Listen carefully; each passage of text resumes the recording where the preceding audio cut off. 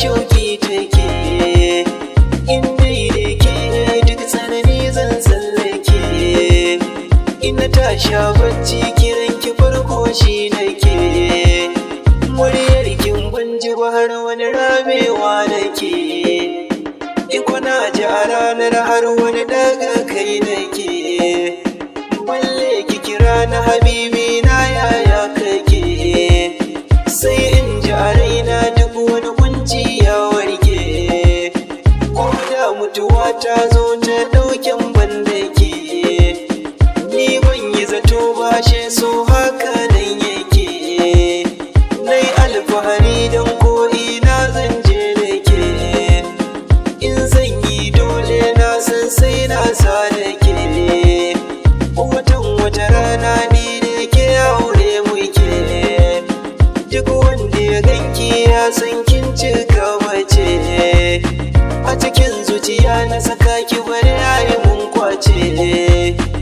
Kalar ki daban a cikin mata kin yi kurce, in an ka taɓa ki a lokacin zan burkice.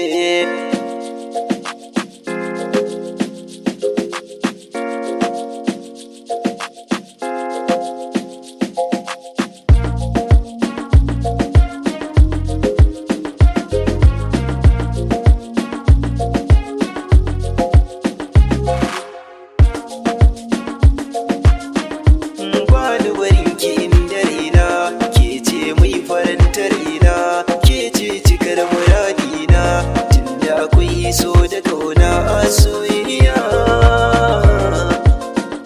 soyayya ruwan zuma ce, ban yarda ce guba ce, tunda akan kina yi dace a soyayya.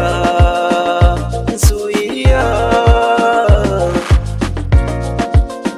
samun ki nasara ce, kushe akan ki hasada ce, duk mai kanki zai kurumce. Soyayyar ki ba da rance masoyiya,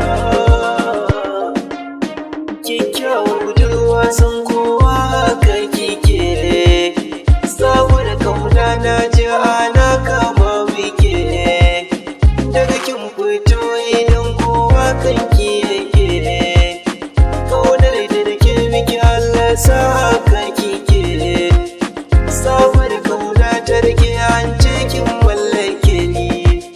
Sautin muryar ki dan na jikin rikirkita ni, silar haɗuwar mu da ke sarauta za bani. Mantawa da komai da ke kina kusa da ni, bani san ganin ki da kowa kishi na da zafi. In muna tare na fuji na da karfi, shayin kauna na fusan ki bayin shi da zafi. Ina yi kalaman kauna ke da ke nufi, kyaminta da ni, kyaminta.